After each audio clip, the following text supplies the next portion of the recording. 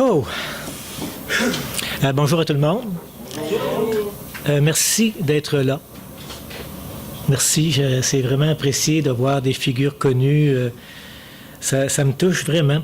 Je vous dirais bien que dire que je ne suis pas gêné d'être ici, ça serait vous mentir. Parce que le fait de déterrer des trucs qui, à un moment donné, qu'on a fait dans notre vie, puis c'est pas toujours glorifiant, c'est dur. Ça a été une semaine assez bouleversante à ce niveau-là, de toujours se replonger dans notre vieux soi. Mais il y a une chose que je peux vous dire, par exemple. Je ne suis pas gêné de vous montrer la patience que Dieu a eue envers moi. Puis, je vous prierais d'être patient avec moi, aussi de voir peut-être que émotivement, ça vient me chercher des bouts. Puis, mais c'est avec amour que je vous dis qu'est-ce que Dieu a fait dans ma vie aujourd'hui. Puis, c'est quelque chose que je ne regrette pas et je ne regretterai jamais. La seule chose que je regrette, c'est de ne pas avoir accepté son cadeau avant. Je ne me présenterai pas. Mon nom, c'est Angelo Caron. Je veux dire, je suis le fils aîné de... Je suis le frère aîné de 4 sœurs qui me suivent. Moi, je suis né en 1954 dans un petit village au Lac-Saint-Jean, à Saint-Stanislas. Si vous regardez sur la carte, c'est le dernier village qui est au nord-est. Le dernier, après ça, c'est je dirais bien la toundra, là, mais je veux dire, je suis né un 24 de janvier. Il faisait très froid. Ma mère, en arrivant de l'église, elle a commencé à sentir des contractions. Ils ont appelé le médecin parce qu'il y avait quand même le téléphone dans ce temps-là, en 54. C'est spécial. Mais c'était un téléphone qui sonnait à plusieurs maisons. Là, je veux dire, le médecin est venu. Puis l'accouchement a été très rapide. Mais le problème, c'est que le médecin qui était là a dit que le bébé qui était là ne vivrait pas. J'étais un petit bébé bleu. Il a pris une couverture, puis il l'a tiré sur moi. Suite à ça, le prêtre est arrivé. Ils m'ont baptisé. Non, c'est vrai, le prêtre n'était pas là, mais c'est ma grand-mère. En tout cas, ils m'ont baptisé une première fois, une deuxième fois parce qu'ils croyaient s'être trompés dans la formulation. Le prêtre est arrivé, il m'a baptisé une troisième fois. J'ai été ondoyé. Pour ceux qui ne savent pas, ils appellent ça, c'est le sacrement au mourant. L'extrémotion, oui, merci. Puis, et j'ai été aussi confirmé. J'ai été confirmé à ma naissance, un petit bébé de 7 mois dans le ventre de ma mère. Ça a été vraiment particulier parce que ma grand-mère, qui n'était pas sage-femme, qui je pense pas qu'elle avait fait beaucoup d'accouchements avant, m'a pris dans ses bras, tout ça, m'a emmailloté. Puis j'ai survécu. Le lendemain, mon père était voir le médecin pour lui demander, il dit, il faudrait qu'il mange ce bébé-là parce que j'étais pas assez fort pour prendre le lait de ma mère. Puis ma mère se souvient pas que j'ai mangé entre l'accouchement et le lendemain, parce que le médecin il a donné du lait, du lait en poudre, tout ça, puis ils ont commencé à me nourrir. J'ai été nourri, me semble, en 35 à 40 jours au compte-gouttes, parce que je n'étais pas assez fort. Puis ils me mettaient sur le panneau du poêle, parce que j'ai accouché à la maison, je n'ai pas accouché à l'hôpital, puis ils faisaient bouillir de l'eau constamment, puis les maisons n'étaient pas très, très isolées. Il paraît qu'il y avait à peu près un pouce de glace dans toutes les fenêtres de la maison. C'est vraiment particulier tout ça, puis... mais suite à ça, je veux dire, à l'âge de 10 mois, je prenais les escaliers, j'ai monté, puis j'ai descendu du reculon. C'est le début de ma vie, là. Je veux dire, déjà, je crois que Dieu avait quelque chose pour moi, puis... Quelque temps plus tard, je veux dire peut-être un peu plus d'un an plus tard, j'ai 2 de mes sœurs qui sont arrivées, une après l'autre, je veux dire. Puis quelques années plus tard, j'en ai eu 2 autres. J'étais 4 sœurs. J'ai eu 4 sœurs. Puis rapidement, je veux dire, en ayant quand même assez de force, j'ai pu rejoindre mes cousins, puis ça a été la vie qui a commencé, je veux dire, c'était bien. Vers l'âge de 7 ans, dans le village où je suis né, qu'on était retourné, parce que j'ai déménagé quand même plusieurs fois, je vais le dire un peu plus tard. C'était la confirmation qui arrivait. Il y avait un évêque qui est arrivé à la place, puis je voyais les gens. Là, c'est parce qu'à l'âge de 7 ans, quand on voit un monsieur habillé de pourpre, puis avec beaucoup d'apparat, c'est quand même assez... Puis les gens se mettaient à genoux devant lui, baisaient sa main, tout ça, puis il venait pour la confirmation des enfants. Vous vous rappelez que j'ai été confirmé à ma naissance? Mais on dit que je ne pouvais pas être confirmé. Parce que je l'étais déjà. C'était écrit sur mon baptistère, comme de quoi, que j'avais été confirmé à ma naissance. Mais en fin du compte, j'ai survécu quand même à ça. Ça m'avait fait drôle un peu parce que tous mes amis se faisaient confirmer, puis moi, ils ne voulaient pas. Très jeune, je veux dire, où j'étais, je veux dire, on avait un prêtre où que je demeurais à Saint-Stanislas pendant cette période-là qui nous parlait beaucoup de la crainte de Dieu. Vous savez, des fois, dans des églises, il y a un œil de bœuf qu'on appelle la grosse fenêtre ronde, là. Puis moi, là, je voyais que Dieu nous voyait partout, nous entendait tout. Puis à l'âge de 7 ans, c'est traumatisant de savoir que Dieu connaît nos pensées, connaît nos paroles, qu'on dit à cachette, puis tout ça, là. Mais ça s'est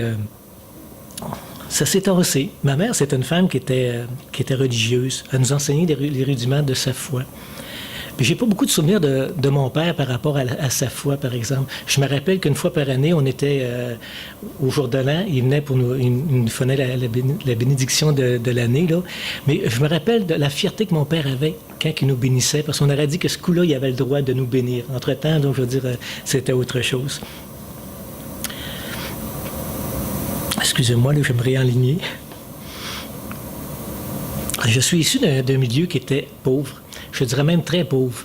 Mais ma mère avait un don au niveau de faire à manger. Elle pouvait faire un dîner avec un œuf, 2 œufs, un peu de farine puis de l'eau, des patates. On appelle ça de la sauce aux œufs. Des patates fricassées, j'en ai mangé. Puis, mais j'ai jamais manqué de nourriture chez moi, par exemple. Je me rappelle pas d'avoir souffert de la faim, mais maman a toujours su nous donner ce qu'on avait besoin. Puis, elle m'a dit ça la semaine passée.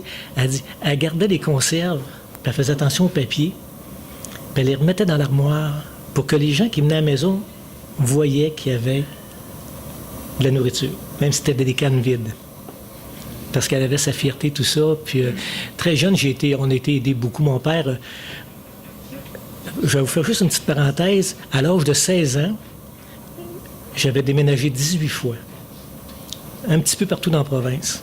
Mon père, il avait la démangeaison des déménagements, puis il changeait souvent d'emploi.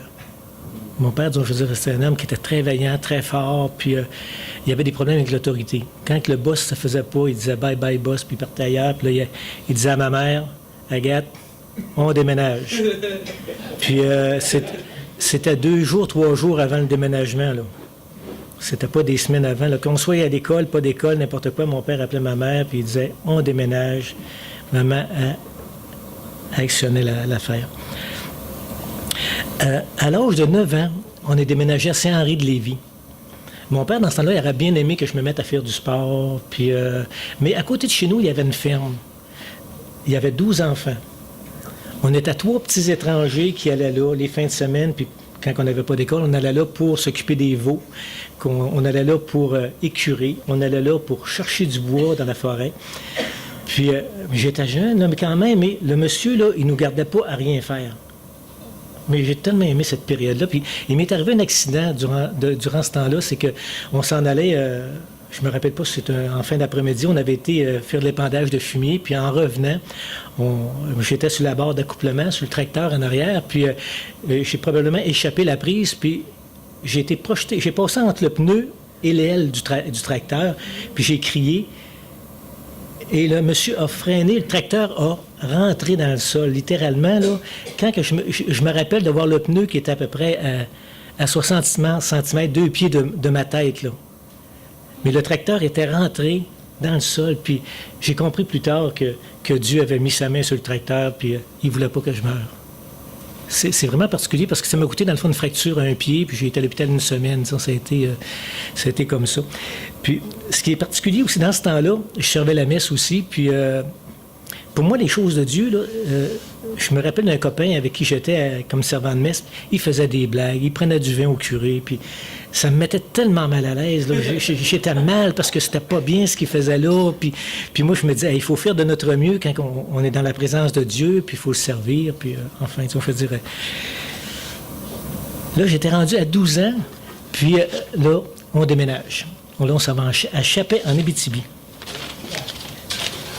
C'était quand même quelque chose. C'était un petit village de 2500 de population. Mon père, il était baraqué. C'était un homme qui était très fort. Puis, il va là pour travailler dans les mines. Il avait déjà travaillé dans les mines auparavant à Chibougamau quand j'étais plus jeune.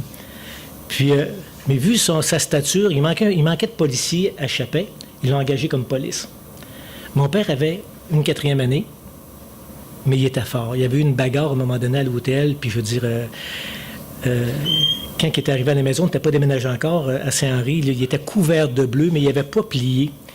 Puis il avait décidé de le garder comme policier, puis il y avait quand même le respect des Autochtones là-bas, puis des gens, là, il y avait des bagarres assez épouvantables. Puis suite à ça, je veux dire, ça a été quelque chose parce que mon père étant policier, tout le monde le connaissait. Puis j'avais un de mes profs, M. Caron, même famille que moi, mais c'était pas dans la parenté. Puis mon père l'avait arrêté en état d'ébriété. C'était mon prof. Vous pouvez vous imaginer un peu qu'est-ce qui est arrivé les semaines après. Le moindrement que je me revirais de bord, là, je veux dire, pour parler à quelqu'un, parce que j'aimais bien ça jaser, il m'a frappé souvent. Puis je veux dire, ça a été quand même... Puis mon père, quand il y avait des citoyens qui allaient se plaindre à l'hôtel de ville, ou bien qui lui parlaient de moi, que j'étais dissipé à l'école, tout ça, il a toujours pris pour du cash ce que les gens disaient, sans trop s'occuper de ce qu'on pouvait penser. Durant cette période-là, j'étais rendu... On avait des gens chez nous qui étaient... qu'on gardait comme locataire. Puis il y avait un des gars qui lisait beaucoup de pornographie. Puis à un moment donné, moi, j'étais rendu 13-14 ans, j'ai commencé à m'intéresser à ça. Ça a été mon ouverture sur la vie dans la porno.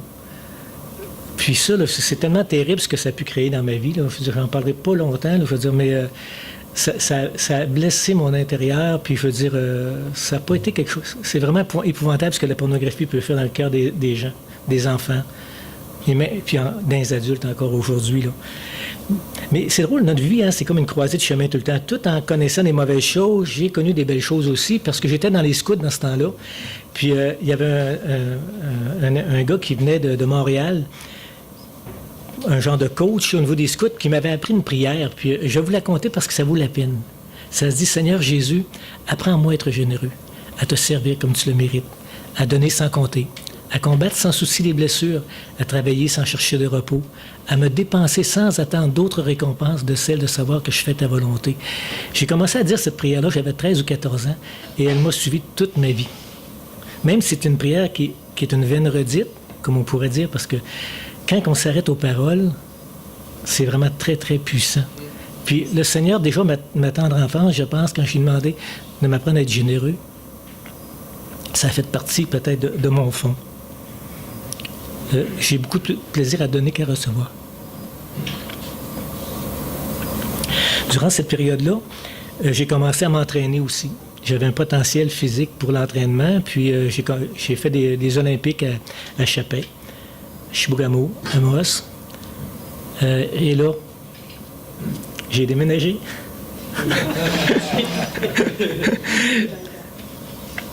Je suis arrivé à Québec en 1970. J'avais 16 ans. Puis un des déménageurs qui nous aidait à rentrer le matériel à la maison, il dit « Ici, tu es à Québec. Puis quand tu vois une gang de gars, change de trottoir parce qu'ils vont te battre. » Et monsieur, ça rentrait bien. Hein? Ça commençait bien, mon arrivée à Québec. Je voyais des gars, je changeais de trottoir. Puis ces gens-là, après ça, j'ai joué au hockey avec eux autres, ils sont devenus mes amis. Puis ils se demandaient, veux-tu bien me dire, il est bien indépendant, lui, il est bien snob, puis il se prétend pour qui, tu sais. Puis à la fin du compte, c'était ça. Je veux dire, c'était un été quand même assez difficile parce que j'avais quitté mes amis à 16 ans. Puis à 16 ans, c'était quand même un âge assez critique. On est dans l'adolescence plein, puis... Mais je continuais, je faisais du vélo. Je partais de Québec en vélo. Je montais à Saint-Henri-de-Lévis voir mon ancienne famille que j'avais connue dans le temps. En vélo ordinaire, c'est une méchante run en passant par le Vieux-Pont puis tout ça. Là, je veux dire, je prenais même pas le pont de Québec. Là, je veux dire, pas le pont, le traversier. Puis je connaissais des gens à Chernigny. Je traversais à Chernigny en vélo, tout ça. Puis je me suis mis à aller au Patro-Rocamadour. Patro-Rocamadour, c'est quand même un endroit, je veux dire... supposément bien correct. J'ai rencontré des gens qui avaient bien de l'allure là-bas, puis j'ai rencontré des gens aussi qui m'ont vraiment fait mal. J'ai connu le rejet, c'est drôle à dire, là. Je veux dire, j'ai été rejeté comme jeune individu à cause de mes vêtements, parce que je venais de Chapais, je veux dire, toutes sortes de trucs que les jeunes font habituellement. On est dur, hein. Puis, mais heureusement, encore là, j'ai fait les Jeux Interpatro.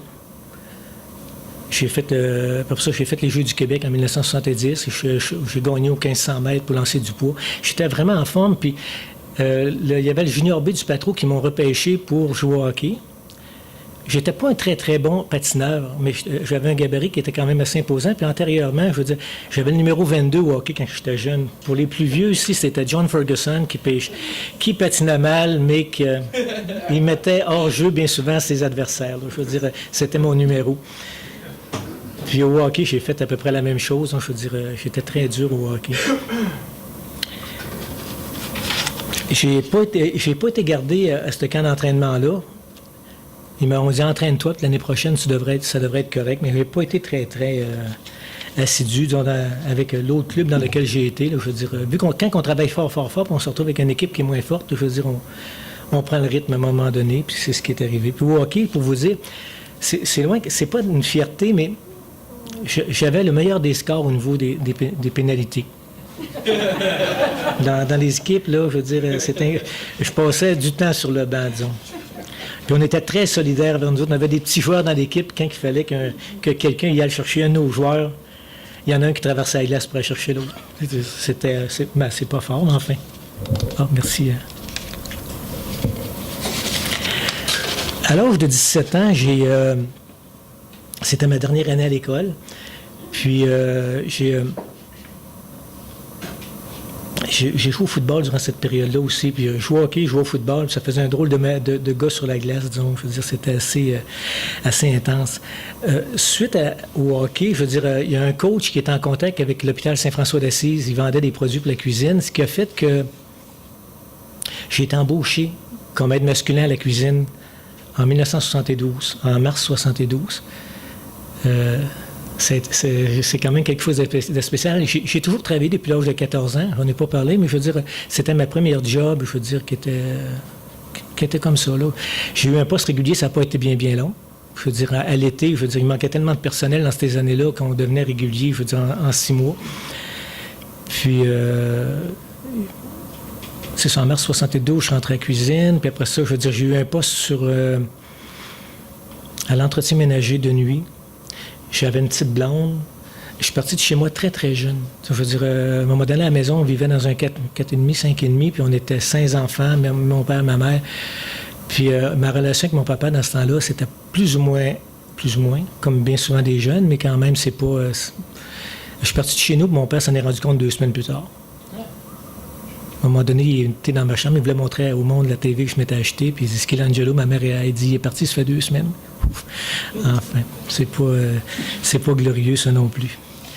J'étais un passionné des voitures. Tout de suite, quand je me suis mis à travailler, je me suis endetté pour avoir des chars. Dans cette période-là, je prenais aucun alcool, aucune drogue. Moi, sentir le gaz, sentir la senteur des tailleurs, c'était mon trip. Moi, entendre tourner un 426 là, je veux dire, j'avais des frissons. Puis ce qui a fait, c'est que je me tenais avec des gars qui avaient des gros chars. Je veux dire, mon auto... en 2 ans, j'ai eu 3 autos. La 3e, je veux dire, je suis allé faire de l'accélération à Pont-Rouge avec. Puis c'était quand même... Le milieu de l'accélération, il y a toutes sortes de monde. Hein. Il y avait des policiers avec nous autres là-dedans. Il y avait... Tu sais, on était là, je veux dire... Ça a été quand même un bon temps, malgré que des gâteaux, j'en ai mangé pour faire marcher mes chars. C'est triste. Aujourd'hui, quand je vois un jeune mettre de l'argent sur son char, je dis, regarde, prends ça mollo, là. C'est pas éternel, un char. C'est bien, bien... quand je suis parti de chez moi, je suis parti avec une amie qui travaillait pas. Moi, je travaillais. Puis, je veux dire, ça a duré quelques temps, disons, je veux dire, juste quelques mois. Puis, en 1975, j'ai appliqué sur un poste de préposé aux bénéficiaires. Puis, entre-temps, c'est spécial parce que quand ça n'allait pas dans ma vie, je criais à Dieu. Puis une des périodes, quand ma blonde, on s'était laissé, j'étais vraiment triste, tout ça. Puis je disais, Seigneur, là, si tu fais quelque chose pour moi dans ma vie, m'a changé, puis ça sera plus pareil, m'a revenir comme quand j'étais plus jeune, puis tout ça. Puis malgré que c'est des paroles, c'est des promesses comme ça. Quand je suis entré en 1975 à l'hôpital, pas à l'hôpital, excusez-moi, comme préposé aux bénéficiaires, j'ai eu ma première Bible donnée par une religieuse. Mais je ne l'ai pas lue. Elle restait dans mon tiroir longtemps, puis des fois, j'ai lu certaines choses dedans, là, qui étaient... Je cherchais certains passages, je disais, qui faisaient mon affaire, là, puis dans le Cantique des Cantiques. Enfin.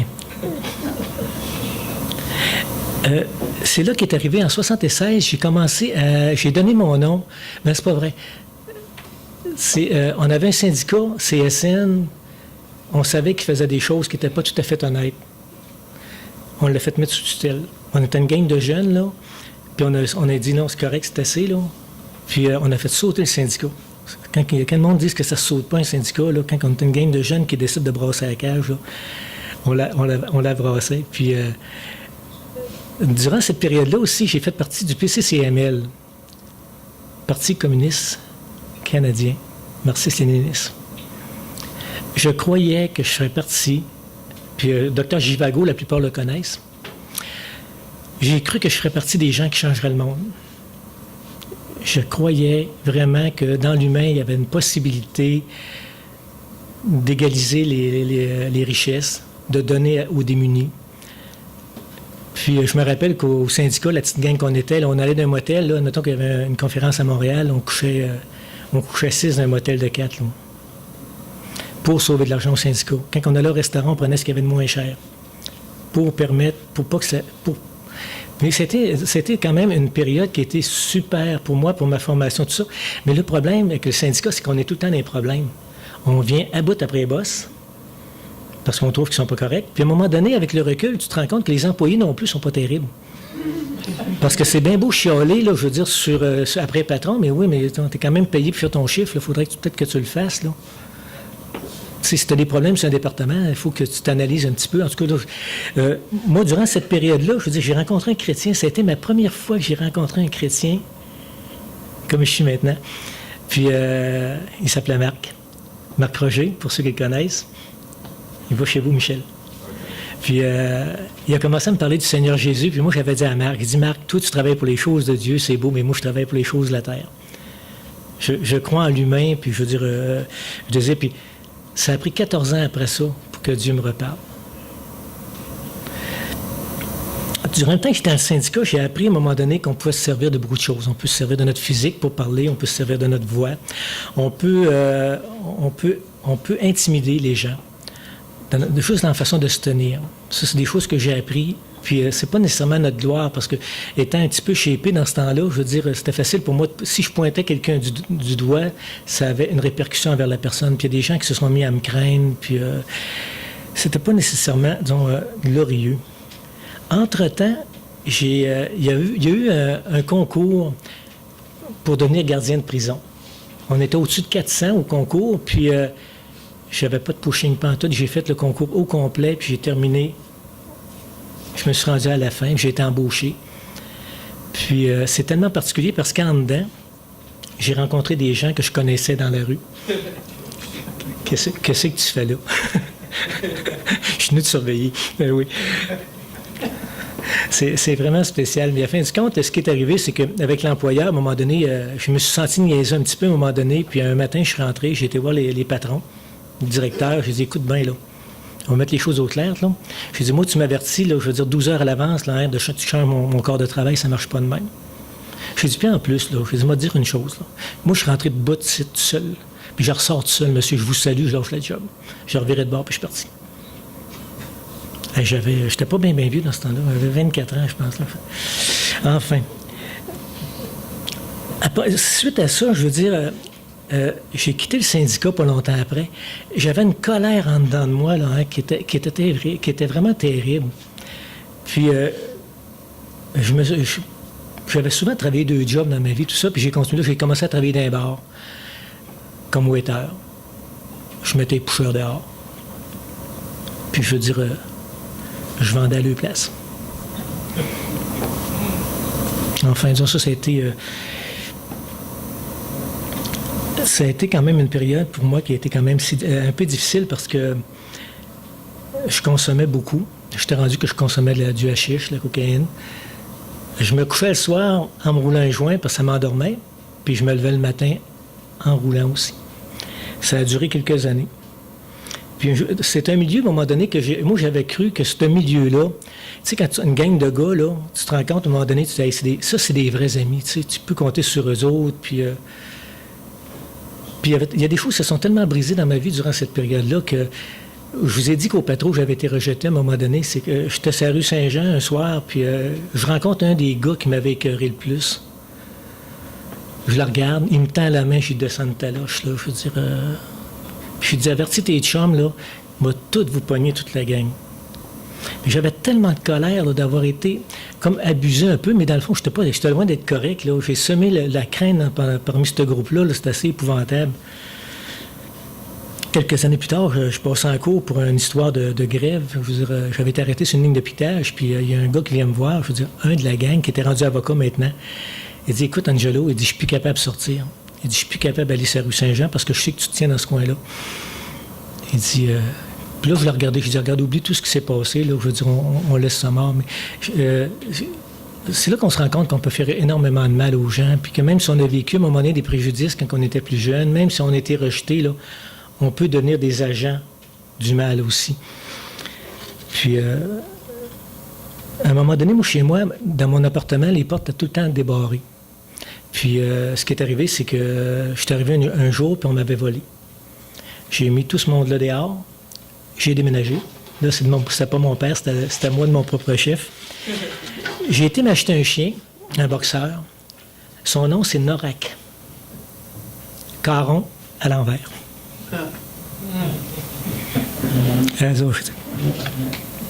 Ça a été mon ami. Oui, ce chien-là, je veux dire, parce que j'ai passé une période à un moment donné que j'étais écœuré du monde. Puis je me serais fait tatouer Fuck the World, là, je veux dire, j'aurais pas eu de misère dans ce temps-là, là, parce que je trouvais que le monde était mesquin, le monde était méchant. Mais j'étais méchant, j'étais mesquin. Tu veux dire, mais c'était facile pour moi de reprocher aux gens, je veux dire, ce que j'avais dans mon cœur. Suite à ça, je veux dire, il est arrivé quelque chose de spécial dans ma vie. Je travaillais dans ce temps-là à l'urgence à Saint-François, puis j'ai rencontré une femme. Puis à la fin du chiffre, je veux dire, je lui demande, je lui dis, hey, t'aurais-tu envie de manger une crème molle?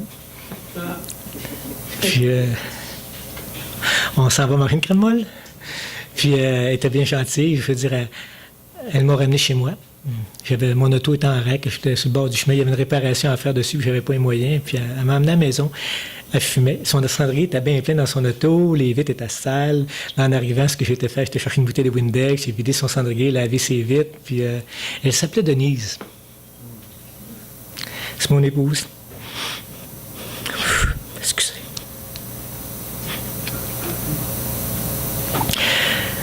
Ouais, cette femme-là, je vous dirais, avait des valeurs que j'avais connues quand j'étais plus jeune. Les valeurs familiales. Denise avait lu la Bible quand elle était enfant. Puis, c'était tellement spécial parce que ma première sortie que j'ai eue avec elle, c'était ces plaines d'Abraham. Je m'en allais avec mon chien, mon fidèle compagnon, parce que mon chien, je vais vous le dire en passant, là, il ne me quittait jamais. Avant de connaître Denise, une femme m'appelait pour m'inviter à aller souper chez elle ou quelque chose de même. Là. Je lui disais jamais de mon chien. Si elle me disait non, là, je disais oublie ça. Parce que mon chien passait avant elle. Mais avec Denise, ça a été, je veux dire, mon chien était d'accord. Dans ce temps-là, il n'aurait pas fallu qu'elle me dise non parce que, je veux dire, je me rappellerai toujours le jour que je suis rentré chez ses parents. Sa mère arrivait de l'église, elle ouvre la porte, elle rentre face à face avec mon chien. Moi, physiquement, là, dans ce temps-là, j'avais les cheveux à peu près de cette longueur-là, puis c'était pas beaucoup à la mode, puis j'avais un gros pinch à poignée, là. Puis elle ouvre la porte, le chien. Imaginez, quand elle me voit en plus, pauvre elle, je pense que c'est moi plus que le chien qu'elle est. Sa fille, sa petite fille poignée avec. Elle était complètement aveugle. En tout cas, pauvre maman. Son père, lui, je veux dire, j'ai eu du très bon temps avec lui. Je veux dire, il est décédé maintenant, mais c'était un homme, je veux dire, qui avait. On parle pas de lui, il était surintendant à la compagnie qui travaillait, puis je parlais de syndicat avec, puis je trouvais qu'il était intelligent. Non, vraiment, là, c'était fantastique. Suite à ça, je veux dire, j'ai demandé. Pas longtemps après, là, je veux dire, j'ai connu Denise au mois de mai. Au mois de décembre, je l'ai demandé en mariage. Elle a dit oui. Puis, on s'est mariés au mois d'octobre après. Ça a été vraiment rapide. Puis, pas longtemps, en 1982, on s'est acheté une maison à Notre-Dame-des-Laurentides. Quand j'ai connu Denise, c'est vrai, je ne vous l'ai pas dit, j'ai tout laissé tout, quand vous dites tout, j'ai laissé les chums, ceux qui me restaient, il n'y en avait pas beaucoup. J'ai laissé la consommation. J'ai arrêté ça, là, slacks, là. Puis puis j'avais dit aux quelques copains qui me restaient, j'ai dit, les gars, je viens de rencontrer la femme que je ne veux pas perdre. Puis c'est ça, je veux dire, je voulais vous remettre un petit peu dans le temps, je trouvais que ça valait la peine. On s'est acheté une petite maison à Notre-Dame-de-Laurentide, puis je travaillais toujours à Saint-François. Puis j'ai été mis en contact à un moment donné avec un gars, un psychoéducateur. Puis j'avais encore cette rage dans moi. J'avais une paranoïa qui était vraiment fatigante parce que j'avais la misère à accepter ce que les autres... Quelqu'un riait, là. Puis je pouvais aussi mal voir, hey, qu'est-ce que t'as? Tu veux-tu rire de moi, là? Tu me cherches-tu, là? J'étais invivable. Ça n'a vraiment pas de bon sens. C'est là qu'on se rend compte comment que des choses en vie peuvent détruire. Mon psychoéducateur, je ne nommerai pas de nom, des fois qu'il serait connu, il me disait, Angelo, la colère qui est en dedans de toi, il faut que tu la laisses sortir. Il faut que tu vives tes émotions, il faut que tu essaies des affaires, puis... Ben, le cri primal, je ne sais pas s'il y en a là-dedans qui savent c'est quoi, là. C'est de crier le plus fort possible notre désarroi, notre peine, notre colère. J'en avais mal à la gorge, mais ça ne marchait pas en tout. C'était complètement débile, là, je veux dire. Puis en plus, ce copain-là, il avait une collection de potes. Ah. Au lieu de me sauver, là, comme quelqu'un intelligent aurait dû faire, j'ai recommencé à consommer.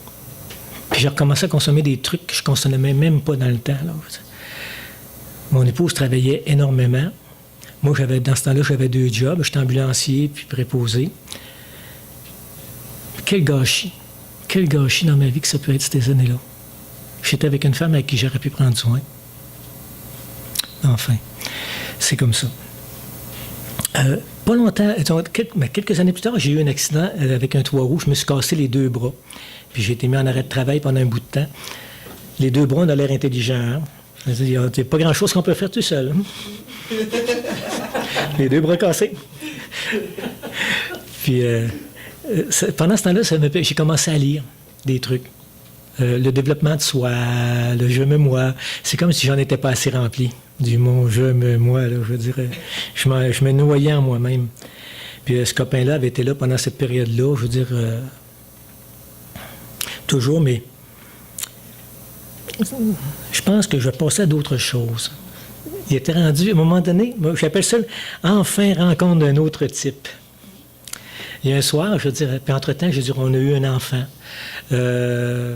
Une belle fille, tout ça. Tout le monde, elle était désirée, puis on était très, très heureux de la voir.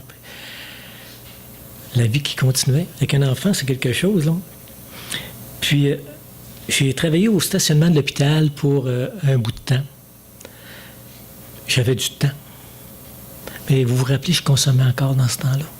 La première chose que je faisais en arrivant au travail, c'est que je m'allumais. Puis un bon soir, je veux dire, il y a un gars qui se présente à la Guérite.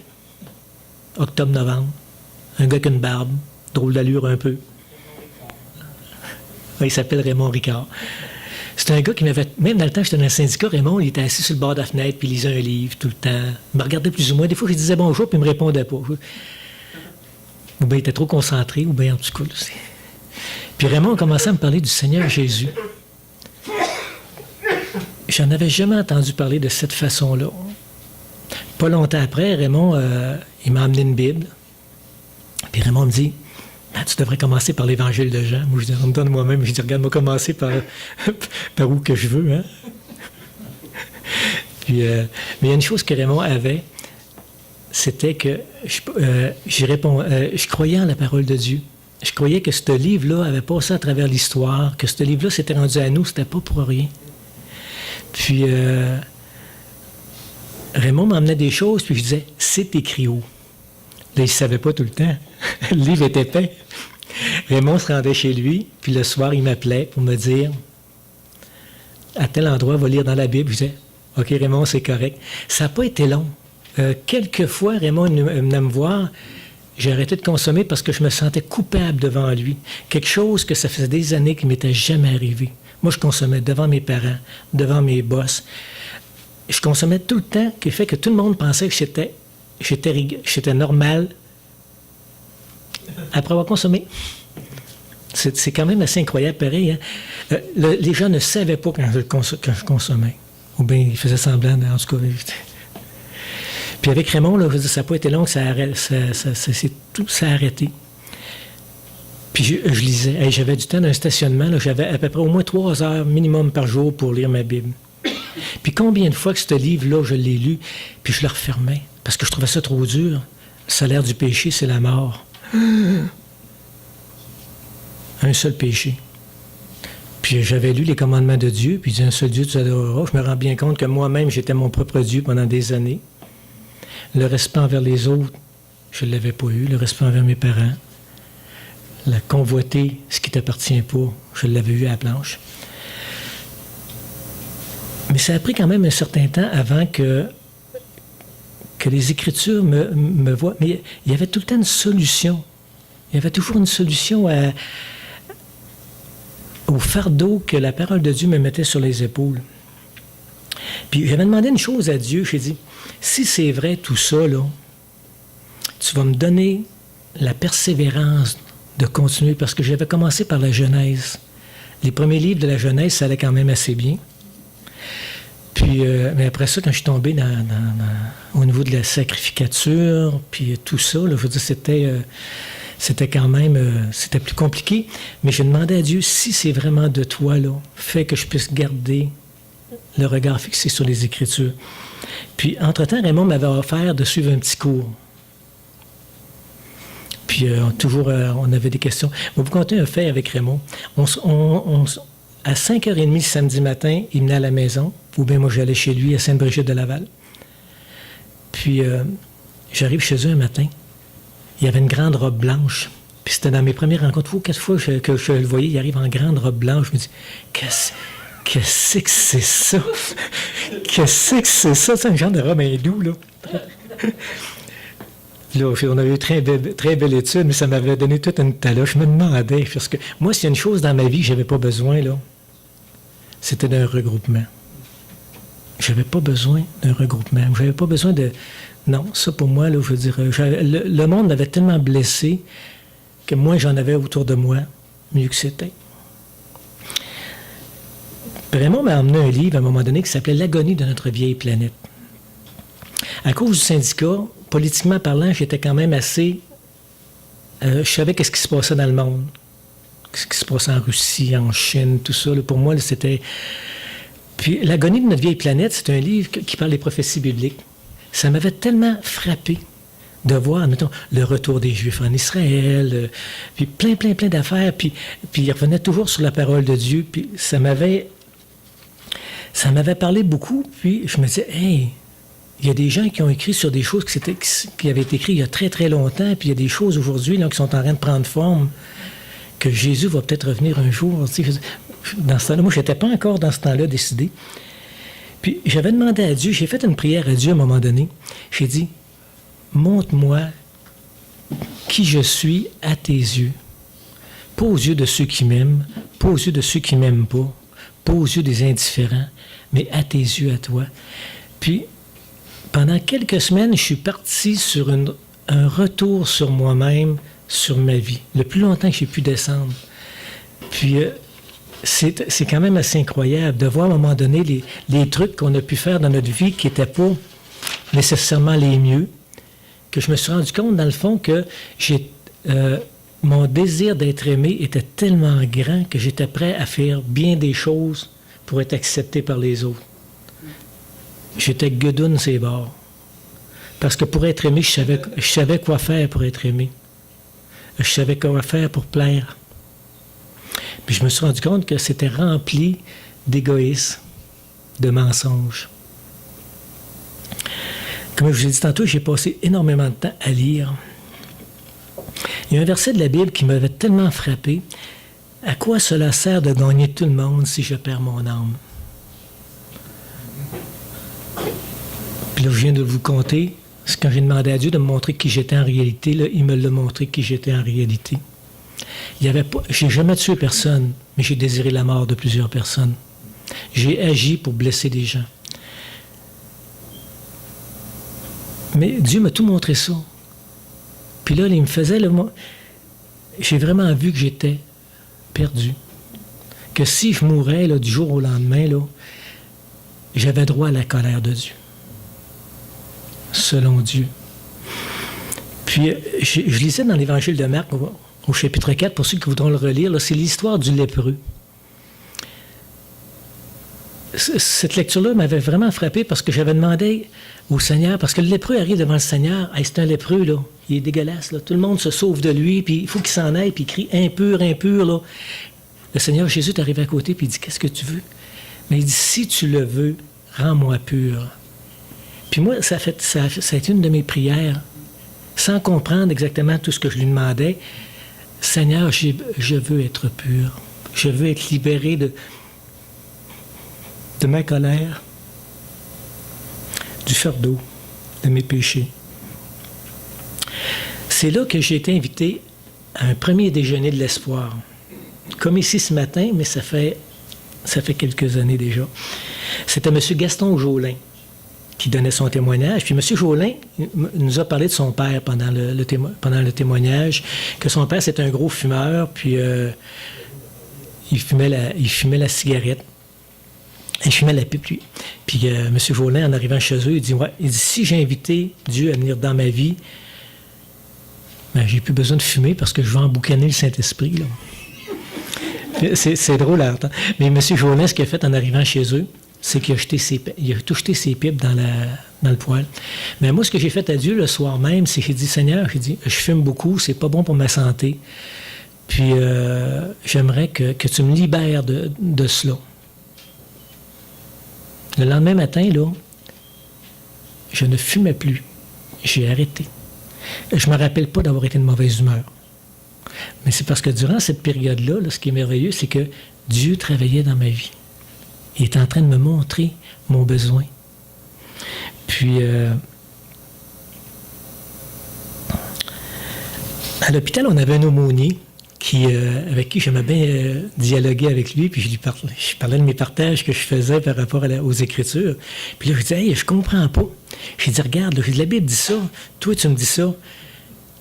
Oui, il dit, mais pourquoi que, dans le fond, c'est la même Bible que celle que je lis? Il dit, oui. Mais pourquoi que c'est pas pareil? Pourquoi qu'il y a tellement... Ben, de la tradition, les chefs de l'Église ont changé des choses, peut-être.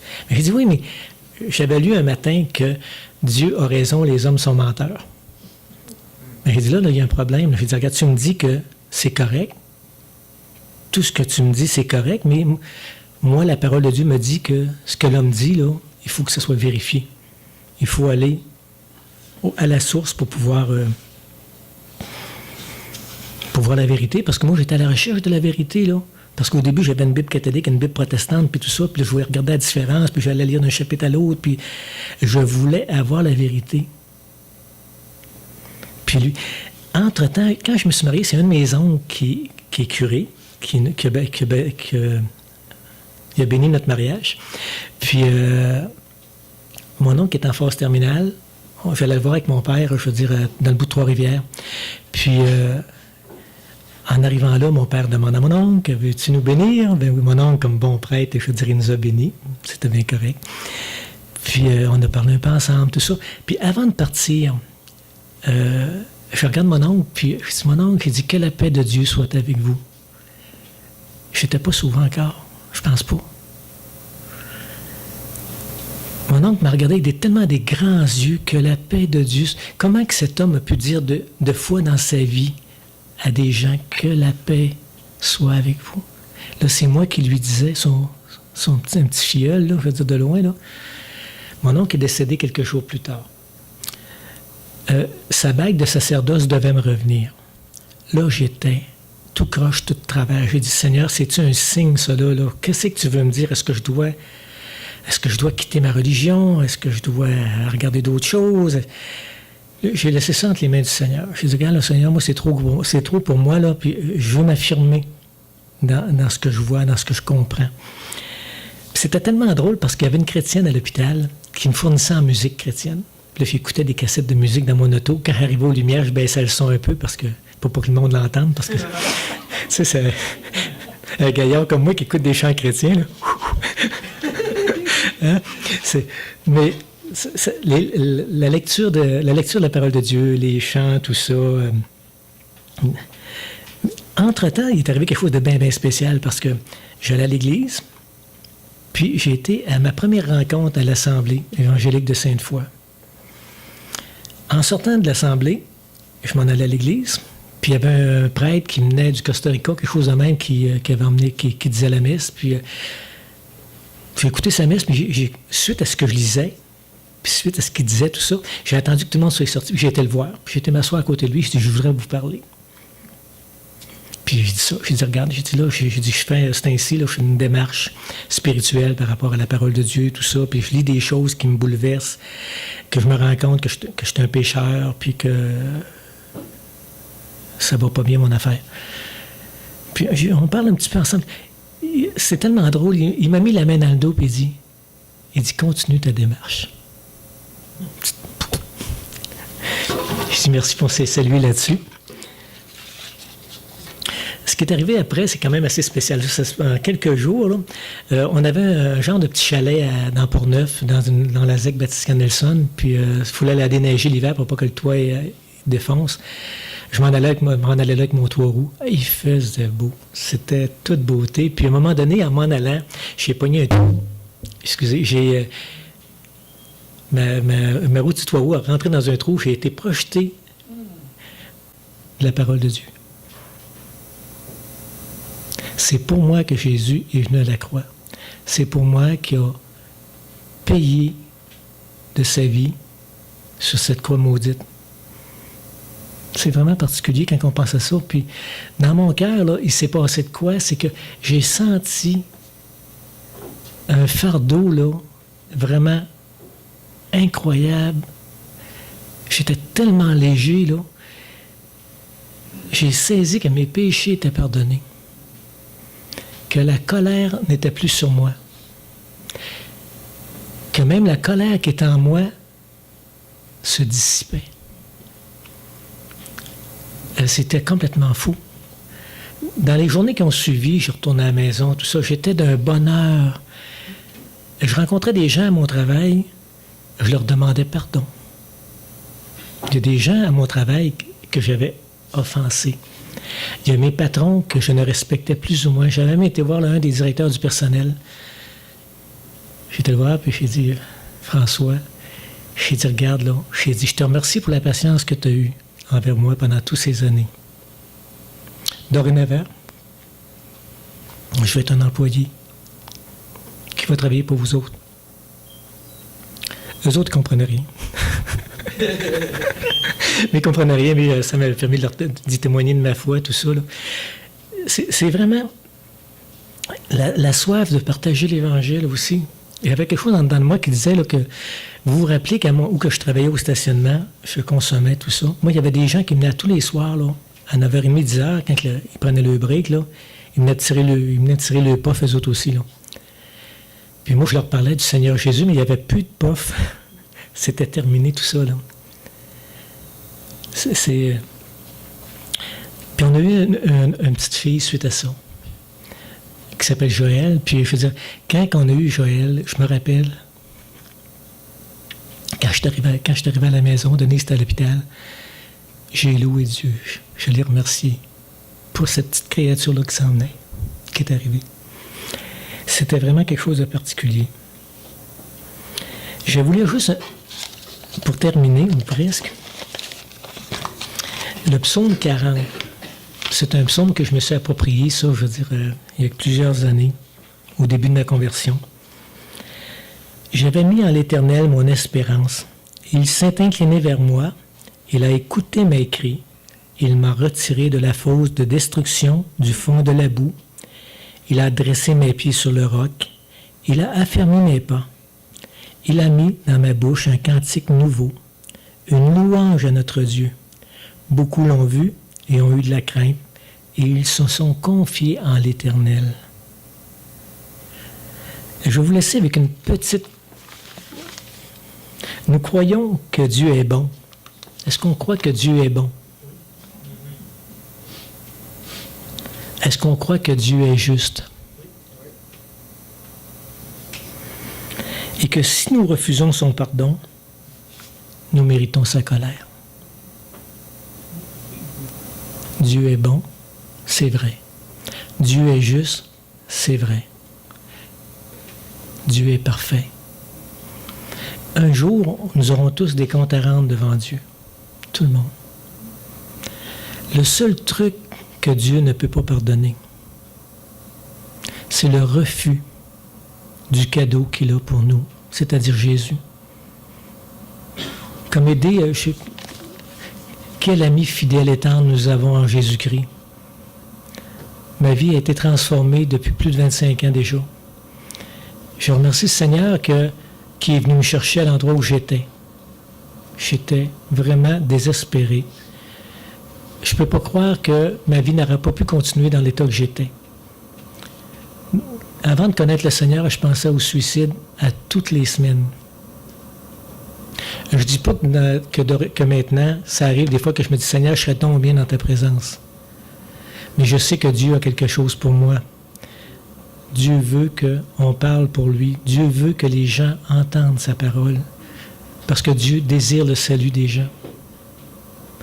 Je vais vous laisser juste avec le verset qu'on connaît presque tous, Jean 3,16. Jean 3,16. Car Dieu a tant aimé le monde qu'il a donné son Fils unique afin que quiconque croit en lui ne périsse point, mais qu'il ait la vie éternelle. C'est une promesse de Dieu et on peut être certain où on va quand on va quitter ce corps parce que c'est lui qui l'a promis. Le jour qu'on met notre confiance en Dieu pour le salut de notre âme, on le met sur un ancre sûr. Merci pour votre attention. Que le Seigneur vous bénisse chacun, chacune, puis merci de m'avoir écouté.